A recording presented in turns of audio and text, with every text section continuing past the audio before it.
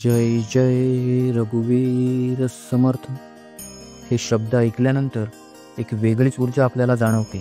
त्याचप्रमाणे हे शब्द ऐकल्यानंतर सर्वात प्रथम लोकांच्या डोळ्यासमोर येते ती म्हणजे बैठक. समाजातील रंजल्या गांजलेल्या, शिक्षित अशिक्षित, त्याचप्रमाणे गरीबातला गरीब व श्रीमंत अशा सर्वांनाच अध्यात्माच्या एका धाग्यामध्ये गुंफण्याचे काम नानासाहेबांनी केलं. यासाठी नानांनी दासबोध व मनाचे श्लोक या ग्रंथांचा आधार घेतला आणि महाराष्ट्रात इतकं प्रचंड प्रमाणात समाज प्रबोधन घडवलं. त्यांनी खऱ्या आध्यात्मिकतेची शिकवण दिली. त्याचप्रमाणे मनुष्य जन्माचं सार कशात आहे, या जीवनाचं सार्थक कसं करावं अशी बहुमोल शिकवण तळागाळात पोहोचवण्यासाठी ज्या श्रीमद दासबोध या ग्रंथाचा आधार घेतला, हाच दासबोध ग्रंथ श्री संत रामदास स्वामी या महापुरुषांनी लिहिला. आपल्या लेखणीने ज्यांनी परमार्थ, स्वधर्मनिष्ठा, राष्ट्रप्रेम यांच्या प्रसारार्थ महाराष्ट्रातच नव्हे तर भारताच्या विविध कानाकोपऱ्यात जाऊन प्रबोधन व संघटन केले, अशा समर्थ रामदास स्वामींच्या कार्याची माहिती प्रत्येक हिंदूला असणे गरजेचं आहे. संत रामदास स्वामींचे मूळ नाव होते नारायण सूर्याजी ठोसर. त्यांचा जन्म सूर्याजी व राणूबाई या ब्राह्मण दाम्पत्याच्या पोटी झाला होता. आणि मला तुम्हाला नारायण ठोसर म्हणजेच संत रामदास स्वामींच्या जन्माबद्दलची एक महत्त्वाची बाब इथे सांगावीशी वाटते. ती म्हणजे संत रामदास स्वामींचा जन्म शके 1530 म्हणजेच सन 1608 मध्ये रामनवमीच्या दिवशी म्हणजे चैत्र शुद्ध रामनवमी झाला, तेही राम जन्माच्याच शुभमुहूर्तावर म्हणजेच मध्यान्ही झाला होता. रामदास स्वामी म्हणजेच नारायण ठोसर हे 7 वर्षाचे असताना त्यांच्या वडिलांचं निधन झालं होतं. मात्र त्यांच्या घरची सांपत्तिक परिस्थिती चांगली होती, त्यामुळे नारायण ही विरक्त असायची. नारायण लहानपणापासूनच बुद्धिमान, निश्चयी आणि साहसी होते. झाडांवरून उड्या मारणे, पुरात पोहणे, घोड्यावरून रपेट करणे अशा गोष्टी त्यांना आवडत असत. तर असा खोडकर मुलगा अध्यात्माच्या मार्गावरती कसा आला याबद्दल एक किस्सा बऱ्याच ठिकाणी सांगितला जातो. तो म्हणजे नारायणचा एक मोठा भाऊ होता, ज्यांचं नाव होतं गंगाधर. गंगाधर हेही विद्वानच होते. तर एक दिवशी नारायणची आई राणूबाई नारायणला म्हणाल्या, तू किती खोडकरपणा करतोस, तुझा मोठा भाऊ पण किती आध्यात्मिक आहे, किती समजदार आहे, कुटुंबाची किती काळजी घेतो. आईचे हे कळकळीचे बोल छोट्या नारायणच्या मनात घर करून बसले. त्या घटनेच्या दुसऱ्या दिवशी नारायण दिवसभर कुठेही दिसला नाही. राणूबाईंनी त्याचा खूप शोध घेतला. तेव्हा छोटा नारायण एका खोलीच्या कोपऱ्यामध्ये बसलेला सापडला. तेव्हा राणूबाईंनी त्याला काय करीत होता असे विचारले. आता पहा नारायणने काय उत्तर दिले. तर राणूबाईंनी त्याला काय करीत होतास असे विचारले. तेव्हा त्या छोट्या नारायणने राणूबाईंना उत्तर दिले, आई, मी चिंता करीतो विश्वाची. असं म्हणतात, दास डोंगरी राहतो, चिंता विश्वाची वाहतो. ते काही खोटं नाही. या घटनेनंतर छोट्या नारायणचा दिनक्रम बदलला. समाजसेवा व राष्ट्रसेवेसाठी निरोगी शरीर गरजेचे आहे. त्यासाठी व्यायाम करणे, कसरत करणे, त्याचप्रमाणे शक्तीचे उपासक भगवान हनुमानाची पूजा करणे, समाज प्रबोधन करणे यामध्ये नारायण लक्ष देऊ लागले. नारायण अवघे 12 वर्षाचे असताना त्यांचं लग्न जुळवण्यात आलं होतं. मात्र लग्न समारंभात पुरोहितांनी उच्चारलेला सावधान हा शब्द ऐकताच अंगावरती नेसलेल्या आणि पांघरलेल्या अशा 2 कपड्यांशी नारायण लग्न मंडपातून पळाले. लोकांनी पाठलाग केला, पण तातडी करून त्यांनी गावाबाहेरची नदी गाठली आणि नदीच्या खोल डोहात उडी मारली. पुढे तिथून पायी चालत चालत नारायण नावाचा हा 12 वर्षाचा मुलगा नाशिक येथील पंचवटीस आला.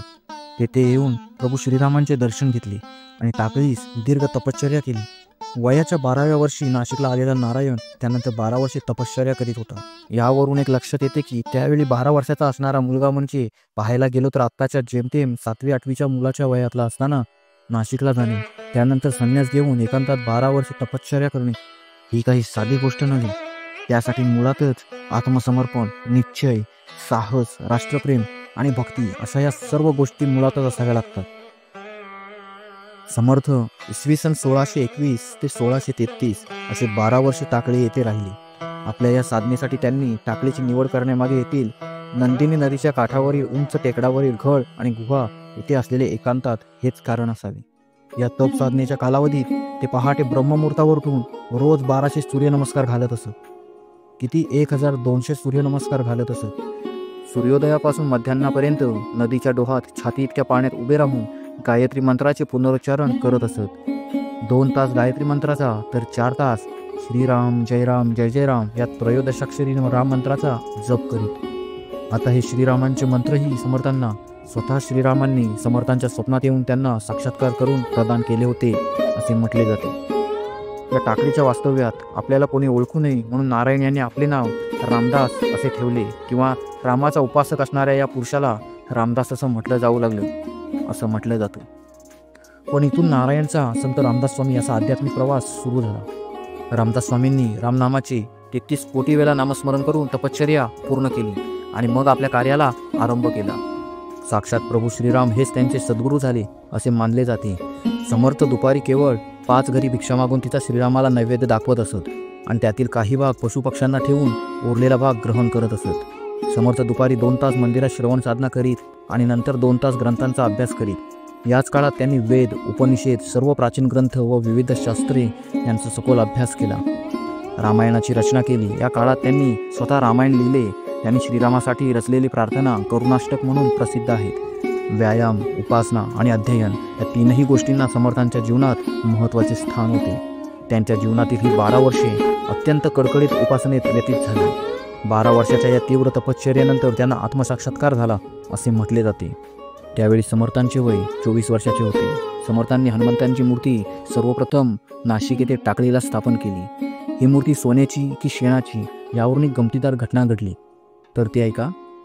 टाकळीजवळच्या रानात गुरे चारायला 2 गुराख्याची पोरं यायची.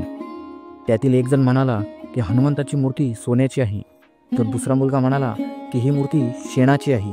दोघांनी मूर्ती पाहिली होती, त्यामुळे दोघेही आपला मुद्दा सोडायला तयार नव्हते. अखेर प्रकरण पैज लागण्यापर्यंत गेले.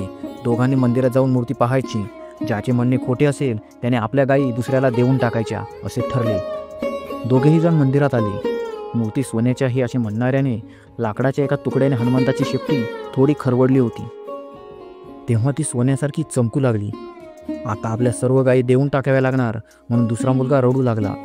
त्याच्या त्या रडण्याचा आवाज ऐकून समर्थ मंदिरात आले. समर्थ त्या दोघांना म्हणाले, तुम्ही दोघे बरोबर आहात. मूर्ती गायीच्या शेणाची आहे आणि शास्त्र सांगते गायीच्या शेणात लक्ष्मीचा वास आहे. गायीच्या शेणखतामुळे शेतात सोन्यासारखे पीक येते. त्या दृष्टीने विचार केल्यास मूर्ती सोन्याची देखील आहे. हे बोल ऐकून जो मुलगा रडत होता त्याचा चेहरा फुलला. दोघेजण आनंदाने आपापल्या गायी घेऊन घरी गेले. समर्थाने अशा प्रकारे छान मध्यस्थी केली होती. तर दासबोध हा ग्रंथही समर्थ रामदासांनी रचला. त्याचे लिखाण त्यांचे पटशिष्य कल्याण स्वामींनी केले. रायगड जिल्ह्यातील अत्यंत निबिड अरण्यात वसलेल्या शिवथरची घळ या ठिकाणी हे लेखन झाले. समर्थांची तपश्चर्या संपल्यानंतर त्यांनी 12 वर्षे भारत भ्रमण केले. तीर्थयात्रा केल्या. सारा हिंदुस्थान पायाखाली घातला. काशी, प्रयाग, गया, अयोध्या, श्रीनगर, हिमालयातील बद्रीनारायण आणि केदारनाथ अशी अनेक ठिकाणी त्यांनी पाहिली. अयोध्येत त्यांचे वास्तव्य सर्वाधिक म्हणजे 11 महिने होते. ते फिरत फिरत हिमालयात आले. तेव्हा त्यांच्या मनातील मूळचा वैराग्यभाव जागा झाला. त्यांची देहाबद्दलची आसक्ती नष्ट झाली. त्यांना प्रभू श्रीरामांचे दर्शन झाले, आत्मसाक्षात्कार झाला. असा एक किस्सा सांगितला जातो की हिमालयातील पवित्र वातावरण पाहिल्यानंतर मूळ चालित स्वभावाच्या रामदास स्वामींच्या मनात वैराग्य निर्माण झाले. त्यांनी स्वतःला मंदाकिनी नदीच्या खोऱ्यात 1000 फूट खोल दरीत झोपून दिले. पण त्याचवेळी प्रभू श्रीरामांनी त्यांना वर उचलून धार्मिक कार्य करण्याची आज्ञा दिली. त्यानंतर तीर्थयात्रा करत असताना संत रामदास स्वामी श्रीनगरला आले. श्रीनगरमध्ये शिखांचे 6वे गुरु हरगोविंद सिंग यांची व समर्थांची योगायोगाने भेट झाली. समाजाच्या दुर्धर स्थितीसंबंधी दोघांची चर्चा वाचितही झाली. हरगोविंद सिंगांबरोबर 1000 सैनिक असायचे. त्यांच्या कमरेला 2 तलवारी असत. त्यांचा हा सर्व सरंजाम पाहून समर्थांना खूप आश्चर्य वाटले. समर्थांनी हरगोविंदजींना विचारले, आपण धर्मगुरू आहात, या 2-2 तलवारी आपण का बाळगता? तेव्हा गुरु गोविंद सिंग म्हणाले, एक तलवार धर्माच्या रक्षणासाठी तर दुसरी स्त्रियांच्या शील रक्षणासाठी. समर्थांनी पुन्हा आश्चर्याने विचारले, आणि हा सारा फौज फाटा? त्यावर हरगोविंदजी म्हणाले, धर्माचे रक्षण करणारे हे सैन्य आहे. सध्या शत्रू एवढे अन्याय करीत आहेत. केवळ शांती आणि सलोखा यांनी प्रश्न सुटणार नाही. आपल्याला शस्त्रसज्ज झाले पाहिजे. या जगात दुर्बल माणसाला काही किंमत नसते. आपण बलशाली झाले पाहिजे. समान शिले व्यसनेषु सख्यम या न्यायाने दोघांत सख्य झाले. समर्थ गुरु हरगोविंद यांच्याबरोबर सुवर्ण मंदिरात आले. तिथे ते 2 महिने राहिले. तेव्हापासून समर्थ शस्त्र बाळगू लागले. त्याला ते गुप्ती म्हणत. बाहेरून दिसायला कुबडी. जप करताना या कुबडीवर बगल ठेवून चंद्रनाडी आणि सूर्यनाडी यांचे संचालन करता येत असे. कुबडीच्या दांड्याला आटे असतात. त्यात छोटी तलवार असे. समर्थांची अशी तलवार असलेली कुबडी आजही सज्जनगडावर पाहायला मिळते. त्यानंतर समर्थांनी मराठा तितुका मिळवावा, महाराष्ट्र धर्म वाढवावा यासाठी त्यांनी काया जिजवली. समर्थ रामदासांच्या जय जय रघुवीर समर्थ या गर्जनेने मरगळलेला महाराष्ट्र जागा झाला. दऱ्याखोऱ्यातून डोंगर कपारीतून एकच नाद घुमला. सह्याद्रीतच नव्हे, गंगा यमुना आणि कावेरीची खोरेही या घोषणेने दणाणून टाकली. त्यानंतर दीर्घकाळानंतर संत रामदास स्वामी महाराष्ट्रात परतले.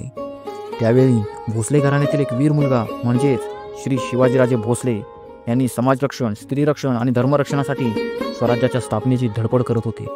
आता येथे समाजातील विकृत लोकांनी उगाच खूप मोठमोठ्या वादाचं स्वरूप दिलेला विषय म्हणजे समर्थ आणि छत्रपती शिवाजी महाराजांचं गुरु शिष्य संबंध. तर इतिहासात अनेक ठिकाणी संत रामदास स्वामी आणि शिवरायांच्या भेटींबद्दल किंवा सनद पत्रव्यवहारांबद्दल अनेक नोंदी किंवा पुरावे उपलब्ध आहेत. तरी समाजात कितीतरी असे विकृत किंवा समाजविघातक माणसे आहेत जे संत रामदास स्वामी आणि छत्रपती शिवाजी महाराजांचे नाते नाकारत असतात आणि लोकांमध्ये बऱ्याच अफवा पसरवत असतात. हे सत्य लोकांसमोर आणून देत नाहीत. तर त्यासाठी समाजाने स्वतः जागृत राहिले पाहिजे. तुम्ही स्वतः कोणाच्या बोलण्यावरती विश्वास ठेवण्यापेक्षा स्वतः गोष्टी पडताळून पाहिल्या पाहिजे. मीही आता तुमच्यासमोर काही पुरावे सादर करू शकतो आणि करणारच होतो. मात्र मी विचार केला की जे सत्य आहे ते सिद्ध करण्याची काय गरज. ज्यांना ते सत्य मान्य नाही त्यांनी ते सिद्ध करून दाखवावं. आणि जर यूट्यूब मराठीच्या प्रेक्षकांना तुम्हाला जर श्री संत रामदास स्वामी आणि छत्रपती शिवाजी महाराज यांच्या गुरु शिष्याच्या नात्यावरील जर व्हिडिओ हवी असेल तर आम्हाला जरूर कळवा. विस्तृतपणे आणि पुराव्यासकट तुमच्यासमोर लवकरच व्हिडिओ घेऊन येऊ. जर तुम्हाला रुची असेल तर आपण आपल्या विषयाकडे वळूया. छत्रपती शिवाजी महाराज जगद्गुरू संत तुकाराम महाराज यांच्या जीवनाच्या अंतिम काही वर्ष आधी जेव्हा भेटायला गेले होते तेव्हा संत तुकारामांनी छत्रपती शिवाजी महाराजांना आदेश केला होता की राया छत्रपती ऐकावे वचन, रामदासी मन लावी वेगी, रामदास स्वामी सोयरा सज्जन, त्यासी तन्मन अर्पी बापा. मारुती अवतार स्वामी प्रगटला, उपदेश केला तुझ लागी.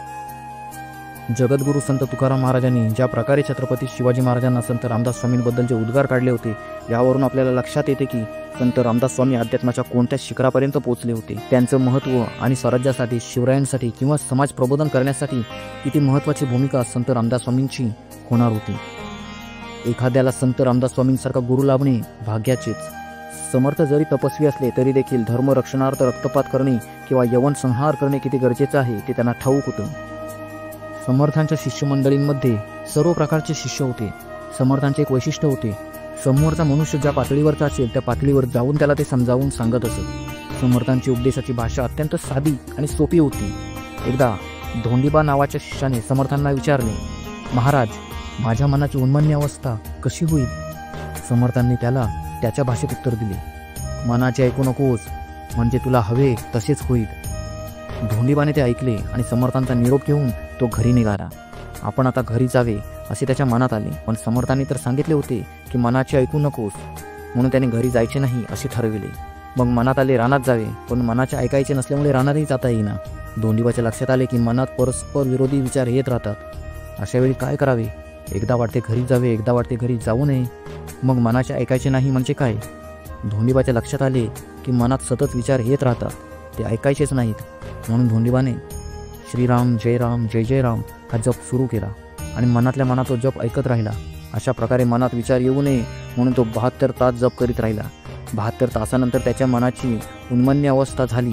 अगदी सोप्या शब्दात समर्थांनी उपदेश केला आणि अत्यंत श्रद्धेने धोंडीबाने ते ऐकले आणि त्याचे भले झाले. मनाची उन्मन्य अवस्था म्हणजे ईश्वरी स्वरूप मिळून जाणे. अध्यात्मात श्रद्धा असली की लगेचच काम होते. वयाच्या 36व्या वर्षी जेव्हा संत रामदास स्वामी महाराष्ट्रात परतले होते तेव्हा ते आपल्या आईला भेटायला आपल्या गावी जांब येथे परतले होते. नारायण आल्याने त्यांच्या आईंना म्हणजेच राणूबाईंना खूप आनंद झाला, पण त्या अंध झाल्या होत्या. 24 वर्षाच्या साधनेने समर्थांना काही शक्ती प्राप्त झाल्या होत्या. त्याद्वारे त्यांनी रामचंद्रांना प्रार्थना करून मातेच्या डोळ्याला स्पर्श करताच राणूबाईंना दिसू लागले असे मानले जाते. इतकी वर्ष तपश्चर्या करून कोणती भूत वश केलंस असं आईने विचारल्यावरती रामदास स्वामीने एक अभंग रचून आपल्या आईला संपूर्ण रामचरित्र ऐकविले. पुढे छत्रपती शिवाजी महाराजांनी संत रामदास स्वामींची व्यवस्था परलीच्या गडावर केली व त्या गडास सज्जनगड असे नाव दिले. तसेच संत रामदास स्वामींनी जेव्हा देह त्यागला तीही घटना महत्त्वाची आहे. त्याच्यामध्ये काय घडलं तेही ऐका. अंतिम 5 दिवसांमध्ये संत रामदास स्वामींनी अन्नपाणी त्यागलं होतं. त्याच काळात सज्जनगडावर तंजावर येथून श्रीराम पंचायतनाच्या मूर्ती आल्या. समर्थांनी स्वहस्ते त्यांचे पूजन केले. पूर्णपणे एकांतवास स्वीकारला. त्यावेळी त्यांच्याजवळ फक्त उद्धव जात असत. अंतिम दिनी समर्थ पद्मासन घालून उत्तराभिमुख बसले. नंतर श्री समर्थांनी रामनामाचा गजर 3 वेळा एवढ्या मोठ्याने केला, त्या घोषाने मुहूर्तभरपर्यंत गडावरील सर्व आकाश दुमदुमून गेले. हा घोष करून समर्थांनी आत्मा पंचत्वात विलीन केला. त्यांच्या पार्थिवाचे अंत्यसंस्कार उद्धव स्वामी यांनी केले. समर्थांनी पूर्वसूचना देऊन माघ वैते नवमी शके 1603 सन 1681 रोजी देह ठेवला. हीच दासनवमी होय. राजकारण, धर्मकारण जाणीवपूर्वक अंतर्भूत करणारे रामदास स्वामी हे एक महाराष्ट्रीय संत होते. लोकांनी साक्षर व्हावे यासाठी त्यांनी लिहिण्याची, वाचण्याची मोहीम काढली. आपल्या वाचनात ते म्हणतात, दिसा माझी काहीतरी ते लिहावे, प्रसंगी अखंडित वाचित जावे. त्याचबरोबर त्यांनी असेही सांगितले, जे जे आपणासी ठावे, येते इतरांशी शिकवावे, शहाणे करून सोडावे सकळ जना. प्रपंच सोडून जर परमार्थ केला तर केवळ आत्मोन्नती होईल, परंतु प्रपंच करून जर परमार्थ केला तर राष्ट्रोन्नती होईल. म्हणून ते म्हणतात की प्रपंची जे सावधान, तोची परमार्थ करील जाण, प्रपंची जो अप्रमाण, तो परमार्थी खोटा. काय बोल आहेत, काय विचार उद्धारवती, जे अजूनही प्रभाव टाकते. याशिवाय गाणे कसे करावे हे सांगताना समर्थ लिहितात, बाळके श्वापदे पक्षी, लोभती वेदती मनी, चित्त निश्चित होतही, धन्य ते गायनी कळ. तसेच मराठी म्हणजे प्राकृत भाषेचा आपला अभिमानही समर्थ व्यक्त करतात. समर्थ लिहितात, एक म्हणजे मराठी काय, हे तो भल्यासी ऐकू नये, ती मूर्ख नेनती सोय अर्थान्वयाची. लोहाची मांदूस केली, नाना रत्ने साठविली, ती अभाग्याने त्यागली, लोखंड म्हणून तैसी भाषा प्राकृत. समर्थांनी साहित्य, कला, आरोग्य, जीवनशैली, निसर्ग, बांधकाम, उद्योग या विषयांवरतीही लिहिले आहे. जीवनाचे कोणतेही अंग समर्थांनी सोडलेले नाही. सर्वच क्षेत्रात उच्च ध्येय गाठण्यासाठी, यश मिळवण्यासाठी काय करावे याचे तपशीलवार मार्गदर्शन समर्थ करतात. असे अनेक विषय त्यांच्या साहित्यात आहेत. आपण ज्या विविध आरत्या म्हणतो त्यांपैकी अनेक समर्थ रामदासांनी लिहिलेल्या आरत्या आहेत. जसं की सुखकर्ता, दुःखहर्ता, वार्ता विघ्नाची, दुर्गे दुर्गट भारी, तुझविण संसारी, लवथवती विकराळा ब्रह्मांडी माळा, भीमरूपी महारुद्रा, वज्र हनुमान मारुती. तसेच संपूर्ण भारतभरात समर्थांनी त्या काळी 1100 मठ स्थापन केले. महाराष्ट्रात 11 मारुतींची स्थापना केली. तसेच शिवकाळापासून ते आत्ताच्या आधुनिक काळापर्यंत किती क्रांतिकारक समाजसेवक संत रामदास स्वामींच्या शिकवणीने प्रभावित झाले आहे. कारण संत रामदास स्वामींचे विचार, त्यांची शिकवण त्या काळातही आणि आताच्या काळातही तंतोतंत मिळते. तुर्तास आपण इथे थांबू. मात्र शेवटी एक श्लोक जो वामन पंडितांनी समर्थ रामदासांना उद्देशून लिहिला आहे. सुखासारिके पूर्ण वैराग्य ज्याचे, वसिष्ठा परिज्ञान योगेश्वराचे, कवी वाल्मिकी सारिका न्याय ऐसा, नमस्कार माझा सद्गुरु रामदास. जय जय रघुवीर समर्थ. जय जय रघुवीर समर्थ. जय शिवशंभू.